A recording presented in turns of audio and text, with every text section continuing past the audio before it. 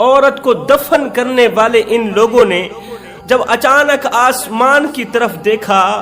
تو دیکھ کر حیران رہ گئے کہ ایک پرچہ اترتا اترتا میت کے سرہانے آن پڑا، مردہ عورت کے سرہانے آن پڑا۔ جوانو، جس زبان سے ناشکری کے الفاظ نکلنے بند ہو جائیں، جس زبان سے جھوٹ نکلنا بند ہو جائے، اس زبان سے نکلی کوئی بھی دعا رد نہیں ہوتی، اس زبان سے نکلی ہر چھوٹی سی چھوٹی دعا بھی قبول ہوتی ہے۔ اگر تمہارے اندر وہ آواز ابھی بھی موجود ہے جو پکار پکار کے کہہ رہی ہے یہ بھی حرام ہے وہ بھی حرام ہے، جو تمہیں حلال و حرام کی تمیز کرواتی ہے، اگر وہ آواز ابھی بھی موجود ہے تو تم اللہ تعالیٰ کا شکر ادا کیا کرو کہ تمہارا دل ابھی بھی زندہ ہے۔ اللہ تعالیٰ کا لاکھ لاکھ شکر ادا کیا کرو کہ دل ابھی مردہ نہیں ہوا، ورنہ جن کے دل مردہ ہو چکے ہیں نا، ان سے جا کر پوچھو، اپنے عزیز و اقارب کی میت اپنے کندھوں پر اٹھاتے ہیں، عزیز و اقارب کو اپنے ہاتھوں سے دفن کرتے ہیں، بھائی کو، بہن کو، بیٹی کو، اپنے باپ کو اپنے ہاتھوں سے دفن کرتے ہیں، پھر بھی انہیں عبرت نصیب نہیں ہوتی جن کے دل مردہ ہو چکے ہیں۔ اس لیے شکر ادا کیا کرو کہ اللہ تعالیٰ نے تمہارے دلوں کو زندہ رکھا ہے۔ بنی اسرائیل کی ایک عبادت گزار عورت تھی،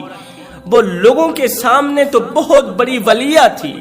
لوگوں کے سامنے تو وہ اللہ کی محبوبہ تھی، مگر اللہ کی ذات کے سامنے یہ محبوبہ نہیں، مردودہ تھی۔ اللہ کی ذات کے سامنے یہ محبوب نہیں تھی بلکہ یہ مردود تھی۔ لوگ اسے بہت بڑی عبادت گزار عورت سمجھتے تھے۔ اس کے لاکھوں کی تعداد میں عقیدت مند لوگ تھے، مریدین و معتقدین تھے جو اس سے دعائیں منگوانے کے لیے آیا کرتے تھے۔ وقت گزرتا گیا، ایک دن اللہ کا کرنا ایسا ہوا اس کی زندگی کا سورج غروب ہو گیا، یہ عورت فوت ہو گئی، مر گئی، اس دنیا فانی سے رخصت ہو گئی۔ عزیز و اقارب نے اسے اٹھایا، تدفین کرنے لگے،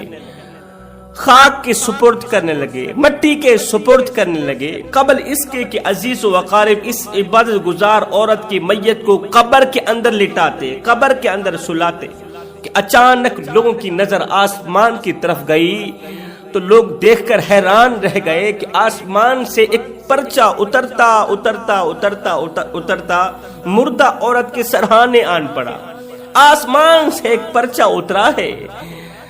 مردہ عورت کے سرہانے آن پڑا ہے۔ عزیز و اقارب نے جب وہ پرچہ اٹھایا، کھولا، پڑھا، تحریر پڑھنے کے بعد لوگوں کے پاؤں تلے زمین نکل گئی، عقیدت مندوں کے پاؤں تلے زمین نکل گئی۔ ہر ایک کی زبان پر افسوس افسوس افسوس کے الفاظ تھے۔ لوگوں نے تحریر پڑھی، اس کے اوپر لکھا تھا کہ اس بد کردار عورت کو، اس گنہگار عورت کو اس قبرستان کے اندر مت دفنانا، اگر تم دفناؤ گے تو قبرستان کے اندر جتنے بھی مردے پڑے ہیں تمہارے حق میں بد دعائیں کریں گے، اور مردوں کے منہ سے نکلی بد دعائیں تمہاری نسلیں اجاڑ کے رکھ دیں گے۔ اگر تم مردوں کی بد دعاؤں سے بچنا چاہتے ہو تو اس بد کردار اور گنہگار اور گھٹیا ترین عورت کو، اللہ تعالیٰ کے غضب کا نشانہ بننے والی عورت کو اس قبرستان کے اندر مت دفنانا۔ لوگ یہ پڑھ کر حیران رہ گئے، حیرانی کی دلدل میں پھنس گئے، کہنے لگے یہ تو ہماری مرشدہ تھی، ہم تو اس کے مریدین و معتقدین تھے، لاکھوں عقیدت مند تھے، یہ تو بہت بڑی عبادت گزار تھی، متقی پرہیزگار تھی۔ لیکن پرچے کے دوسری طرف بھی کچھ لکھا تھا۔ جب دوسری طرف لوگوں نے پڑھا تو اس کے اوپر لکھا تھا کہ تم جاننا چاہتے ہو کہ آخر اس عورت نے کون سے ایسے گناہ کیے تھے، تم جاننا چاہتے ہو کہ یہ تو عبادت گزار تھی، عابدہ تھی، آخر اس نے کون سے ایسے جرم کیے تھے، کون سی ایسی غلطیاں کی تھیں، کون سی ایسی خطائیں کی تھیں کہ ان خطاؤں نے اس کی تمام عبادات اس کے منہ پہ مار کے رکھ دیے، اس کا کوئی بھی سجدہ قبول نہیں ہونے دیا۔ آج یہ عبرت کا نشانہ بنی ہوئی ہے، اور قبرستان کے تمام مردے اس کے دفن نہ کرنے کی دعائیں مانگ رہے ہیں کہ یا اللہ ہمیں اس بد کردار عورت سے بچا لینا، اگر یہ ہمارے قبرستان کے اندر دفن ہو گئی تو اس کو جو عذاب ملے گا تو اس کی چیخو پکار ہمیں بھی پریشان کرتی رہے گی۔ قبر کے اندر اس کو دیے گئے عذاب کو دیکھ کر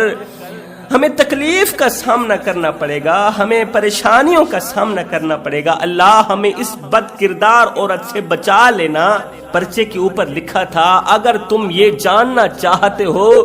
تو اس قبرستان کی آخر والی قبر کے اندر ایک مردہ پڑا ہوا ہے۔ قبرستان کے آخری کونے کی جو قبر ہے نا، اس قبر کے اندر جو مردہ لیٹا ہوا ہے، جا کے اس سے پوچھ لو، وہ تمہیں اس کی حقیقت بتائے گا، وہ تمہیں اس عبادت گزار کی حقیقت سے آگاہ کرے گا، وہ اس کا پردہ فاش کرے گا کہ آخر کیوں اس کی وجہ سے اہل قبور پریشانی میں ہیں۔ اب لوگ پریشان ہو گئے کہ ہم میں سے کوئی اتنی صلاحیت نہیں رکھتا کہ وہ مردوں کے ساتھ کلام کرے، ہم میں سے کوئی اتنی طاقت نہیں رکھتا، کوئی اتنا بڑا پرہیزگار نہیں ہے کہ جو مردوں سے ہم کلام ہو، مردوں کی باتوں کو سمجھے اور ہمیں حقیقت سے آگاہ کرے کہ آخر اس عورت نے کون سے ایسے گناہ کیے کہ قبرستان کے مردے اسے بد دعائیں دے رہے ہیں۔ ان میں سے کسی بزرگ نے مشورہ دیا کہ فلاں علاقے کے جو نبی ہیں، اللہ اکبر، ہم نے سنا ہے کہ وہ مردوں سے کلام کر جانتے ہیں، وہ مردوں سے کلام کرتے ہیں، مردوں سے باتیں کرتے ہیں اللہ تعالیٰ کی دی ہوئی عطا سے۔ اگر ہم اس نبی کے پاس چلے جائیں، جا کر ان کو یہ پرچہ دکھائیں، تو ہو سکتا ہے وہ نبی اللہ کے حکم سے ہمارے ساتھ آ جائیں اور ہمیں اس حقیقت سے آگاہ کر دیں۔ اب بزرگ کے اس مشورے کو سر آنکھوں پر رکھتے ہوئے عزیز و اقارب نے میت کو تنہا اکیلا چھوڑ کے خود اللہ کے نبی کی طرف چل پڑے۔ میت کو تنہا اکیلا چھوڑ کے، یہ بدبخت عورت تھی، بدقسمت عورت تھی، آخر اس نے کون سے ایسے گھٹیا گناہ کیے تھے جن گناہوں نے اس کی پوری زندگی کی عبادت کو ضائع کر دیا۔ مردہ عورت کو تنہا اکیلا سلا کے خود اللہ کے نبی کو ڈھونڈنے نکل پڑے۔ تمام کے تمام لوگ پورا دن اللہ کے نبی کو ڈھونڈتے رہے، ڈھونڈتے آخرکار اللہ کے نبی ملے گئے۔ لوگوں نے عرض کی، اے اللہ کے نبی، ہم بڑی دور سے آپ تک چل کر آئے ہیں، آپ ہم پر ترس کھائیں، رحم کریں، یہ پرچہ پڑھیے، اس کے بعد جو آپ کا جی چاہے وہ کرنا۔ اللہ کے نبی نے وہ عبرت ناک پرچہ پڑھا، اس کے اوپر لکھا تھا کہ یہ گنہگار عورت ہے، اس کو اس قبرستان کے اندر مت دفنانا، اگر دفناؤ گے تو قبرستان کے تمام مردے تمہارے حق میں بد دعائیں کریں گے، ان کی بد دعاؤں کی وجہ سے تمہاری زندگی بھی اجڑ جائے گی، تم بھی اجڑ جاؤ گے، تمہاری نسلیں بھی اجڑ جائیں گی، لہٰذا اس بد کردار عورت کو اس قبرستان کے اندر مت دفنانا۔ لوگوں نے کہا حضرت وہ تو عبادت گزار تھی، وہ تو ہر وقت اللہ اللہ کرتی تھی، وہ دن کو روزہ رکھتی، پوری رات قیام کرتی تھی، آخر اس نے کون سے ایسے گناہ کیے؟ وہ جاننے کے لیے پرچے کی دوسری طرف لکھا ہے کہ اگر تم اس حقیقت سے آگاہ ہونا چاہتے ہو تو قبرستان کے آخری کونے کی ایک قبر ہے، اس کے اندر پڑا مردہ تمہیں سب کچھ بتا سکتا ہے، اس حقیقت سے آگاہ کر سکتا ہے۔ اے اللہ کے نبی، آپ مردوں کی بولیاں جانتے ہیں، مردوں سے کلام کرتے ہیں، آپ ہمارے ساتھ چلے نا، اس مردے سے پوچھ کے ہمیں بتائیں کہ آخر یہ عورت کون سے ایسے گناہ کرتی تھی۔ اللہ کے نبی اللہ کے حکم سے ان لوگوں کے ساتھ چل پڑے۔ چلتے وہ قبر ڈھونڈتے آخرکار اس قبر کے سرحانے پہنچ ہی گئے جس قبر کا نشانہ کاغذ کے اوپر لگا تھا، جس قبر کا نام کاغذ کے اوپر لکھا ہوا تھا۔ تو اس قبر پر پہنچ ہی گئے۔ اللہ کے نبی نے 2 رکعت نماز پڑھی، اس کے بعد دعا کی، دعا کرنے کے بعد اللہ کے نبی نے حکم دیا، اے قبر کے اندر پڑے ہوئے مردے مجھے جواب دے اللہ کے حکم سے۔ اب اللہ کے حکم سے اس مردے نے اللہ کے نبی کو سلام کا جواب دیا، پھر کہا پوچھئے حضرت کیا پوچھنا چاہتے ہیں اللہ کے حکم سے۔ اللہ کے نبی نے پوچھا، یہ بتا کہ یہ جو مردہ عورت ہے جس کی وجہ سے اہل قبور پریشانی میں ہیں، جس کی وجہ سے قبرستان کے مردے پریشان ہیں کہ اگر یہ عورت ہمارے قبرستان میں دفنا دی گئی تو اس کو دردناک عذاب ملے گا اور وہ عذاب ہمیں بھی تکلیف دے گا، ہمیں پریشانیوں کا سامنا کرنا پڑے گا، تو مجھے بتایا جائے کہ آخر یہ عورت کون تھی اور اس نے کون سے ایسے گناہ کیے تھے کہ اس کے گناہوں نے اس کی تمام عبادات ضائع کر دی، اس کو اللہ کے غضب کا نشانہ بنا دیا، اور اس عبادت گزار عورت کو اللہ نے لوگوں کے سامنے عبرت کا نشانہ بنا دیا۔ اس مردے کو اللہ نے بولنے کی طاقت عطا فرمائی۔ مردے نے آواز دی، اے اللہ کے نبی، اگر آپ حقیقت سے آگاہ ہونا چاہتے ہیں تو سچ تو یہ ہے کہ وہ مردہ عورت، عبادت گزار عورت میری بیوی تھی، میں اس کا شوہر تھا۔ وہ میری بیوی تھی،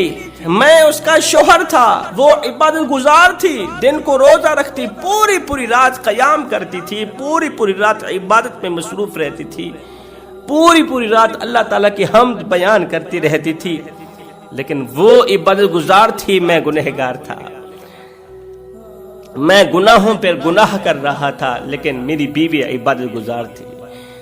جب میں گناہ کرتا تھا تو میری بیوی مجھے میرے گناہوں کے تانے دیتی تھی۔